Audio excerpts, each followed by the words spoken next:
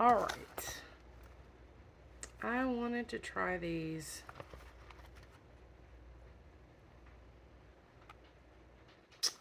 They are Turkish Delights. I keep saying I'm going to try them, and then I put it off, and I put it off, so I've decided I'm going to try them right now. So that I can review them, turn on my camera, even though I'm not showered and dressed. I've been going through a lot lately. So, our bathroom's finally pretty much done. I still got to paint it and get something to store our towels and stuff in.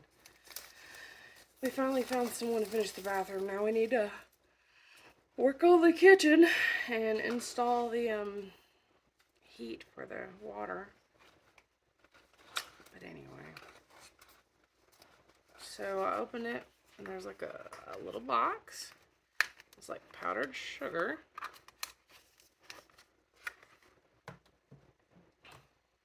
I've only had the cheap Dollar General version of Turkish Delight. They were fruit flavored. Original Turkish Delight, from what I understand, is rose flavored. So that's what I ordered. There's just powder everywhere. So, that's what they look like. A very light color.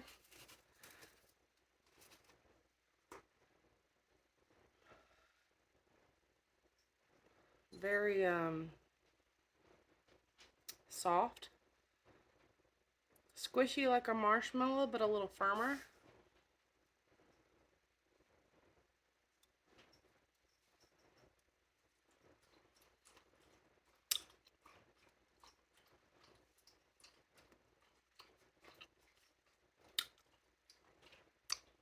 Rose flavored. Rose is one of those flavors. Obviously, it is not a disgusting or good. It's more of a preference. You have to like weird things and be able to tolerate weird things. Like lavender. Pleasant smell. It's not nasty, so therefore if you eat lavender, you're either gonna like really like it or be like, this belongs somewhere else. And this is one of those that it's like, it's confusing. At first you're like, this is soap, but sugary. And I want to continue eating it because I feel like it's food. If it were soap, it would have that nasty bitter taste. If you've ever got soap in your mouth, you would know what I'm talking about. Now this doesn't have that. This is like you're chewing on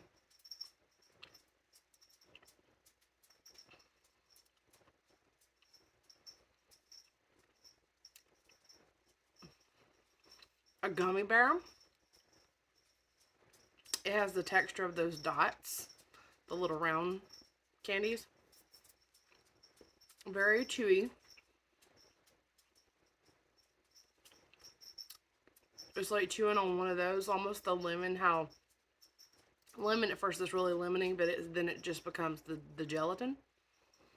So it's like chewing on a gummy dot or a gummy bear, but while sniffing a rose. So you're not getting soapy, bitter nastiness.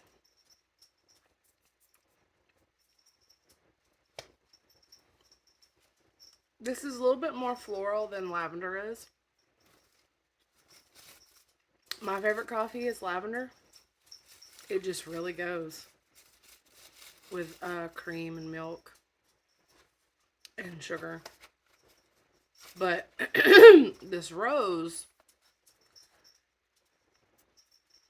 definitely one that you're going to have to like be open-minded and accept that yes, normally this fragrance is found in non-edible things. Could I eat it? Well, go grab you a rose. Because a rose does not taste like soap does. An actual rose petal, people chew on them. So put a little bit of Karo syrup or honey in your mouth and chew on a rose petal. That's about the equivalent of this. Some would find that pleasant. Some make tea out of this.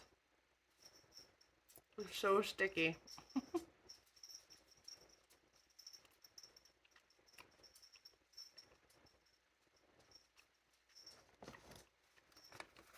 You get 1, 2, 3, 4, 5, 6, 7, 8, 9. About 9 in a pack. Oh, there's a little note. Turkish Delight, traditionally known as lokum, is a confectionery treat that originated in Turkey about 500 years ago and spread across the globe. At Marmara, we take great pride in ensuring our delights are made from real fruit extracts and protein-rich nuts and no artificial ingredients. Our Turkish delights are eaten as dessert or tea time treats. That makes sense. So indulge your sweet tooth with fruity flavor or nutty morsels. I prefer the fruity morsel with nuts, but this one's more like a tea thing. If you like hot tea, which I do, but just not as often as some may, I'm more of a Earl Grey slash hot tea, but with usually cream and sugar. I like cream in my tea. If it's going to be a hot tea. Kind of like Japanese style boba-ish. But without the boba. So, yeah, that was pretty good. I'll be reviewing next. Not quite yet. But I have seen a lot of mukbangs where there's like this particular Asian couple who are always like trying to out eat each other, and usually it's the girl. She comes in and has to hide her meat because she knows her husband's gonna eat the meat, and so she'll hide herself a piece and then let him think that he's gonna steal it all. For some reason, I don't know why he's got to be greedy about meat and not want to share it with her. Anyway, but there's always some of these on the table, and it's just pickled garlic. So I was like, why do they always eat this at every meal? Is it good? I love Asian food.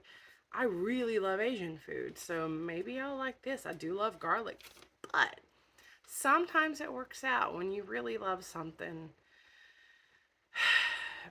There's going to be something you don't like. Like, it's going to be completely opposite. It's going to be so nasty. So I'm kind of curious. Is this going to be one of those really good things? Or is this going to be like, it's really nasty. So that'll be the next thing I try in another video. I don't know when I'm going to do it. I'm just trying to work through my stuff right now. I've had a lot going on, y'all. Some days I feel like my life's falling apart. I feel like the house is never going to be done. I feel like I'm never going to get it to move back home. I just feel like I'm stuck in a rut where I can't pick myself up. And I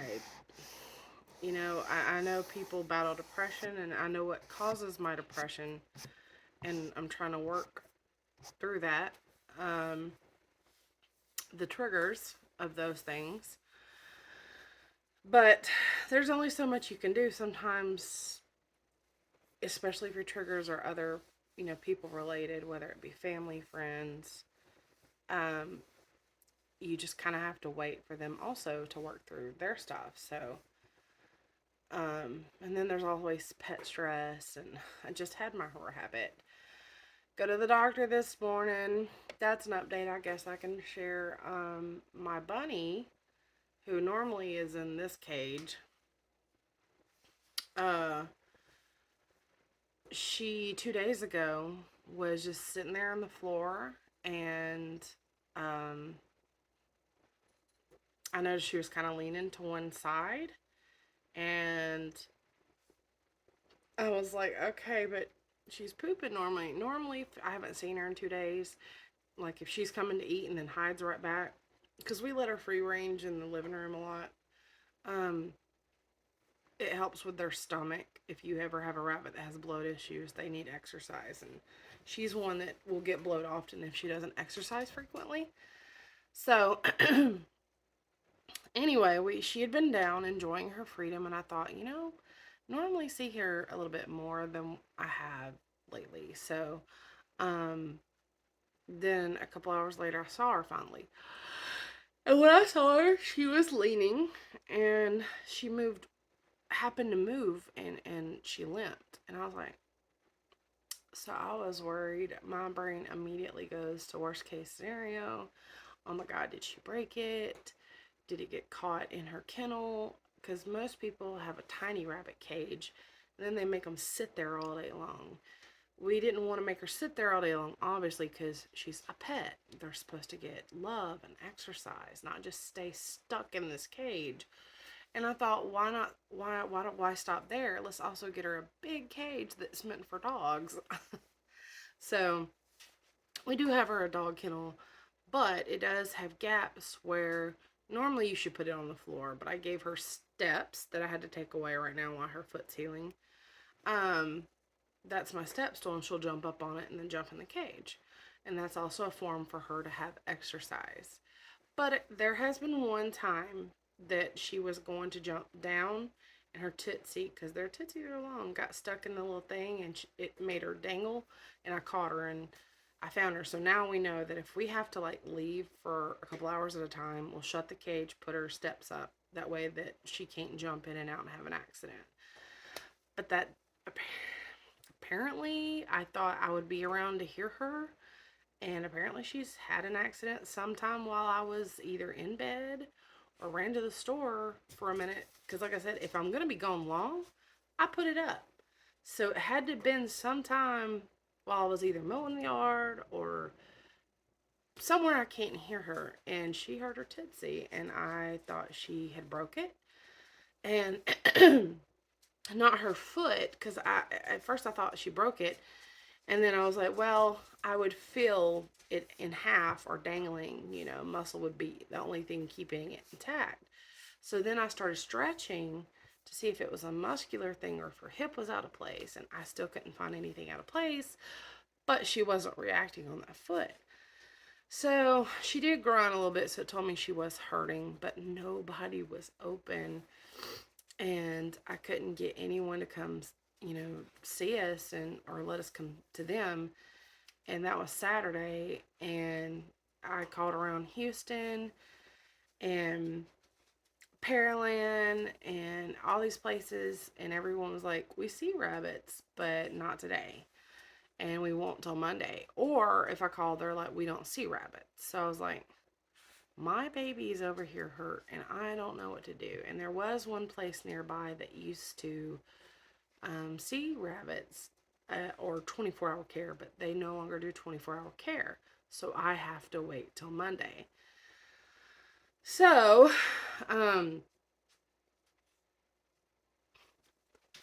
sorry, I had a spit in my trash can. Y'all don't see it, but it's below me. You don't on the shelf because I didn't feel like holding the phone. So I finally took her this morning. They took an x-ray and said, no, it looks fine. So it's probably just like, a tendon or a muscle. And so I put her down because if it is a tendon, which I don't know, then she needs to be working it and not staying stagnant. But I can't tell if it's a muscle or a tendon, so I'm just going to let her be down. And if it hurts too much, then it hurts too much. And if it doesn't hurt, then obviously when she eventually needs to eat or drink, she'll come eat or drink. But her food's further away than it would be in the cage. So this is a way that she gets to rest a lot, but she also has to come to get her food and water. So it's kind of a meet in the middle type situation. But so yeah, that's my scare and medical bill for the week. I'll tell you one thing, when all these pets are aged out and gone, like she's 8 years old, and my dog's about the same age. My cat's a little older, one of them, the other one's a little bit younger. My other dog's older. I was like, when all the dogs and cats are all said and done, I'm done. I have always been a sucker for animals. I have always had animals and pets.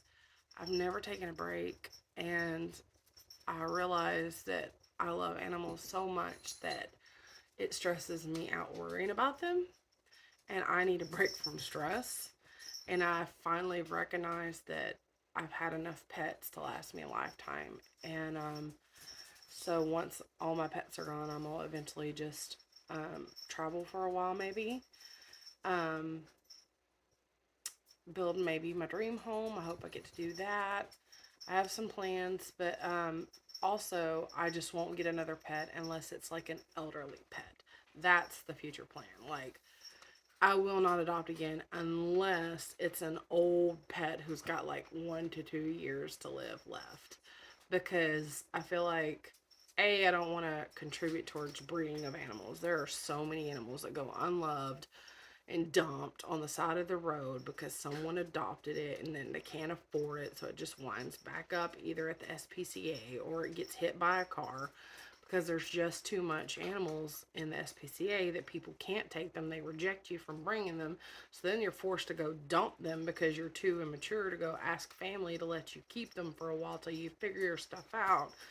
So, yeah, I'm just like, I would rather contribute to hiring to adopting the ones that no one wants to adopt. And it also allows me to get what I want, which is to help a pet, love a pet, but I don't have to worry about having just this one pet for 15 years. I might can help 15 pets within a span of a couple of years.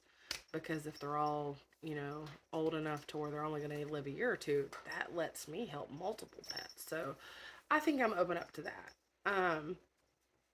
Used to when I was a kid, obviously I wanted young, cute puppies, but now I'm like, you know what, senior pets. I'm cool with that. So, anyway, that is me, and I will work on the other video later. I'll see y'all later. Bye.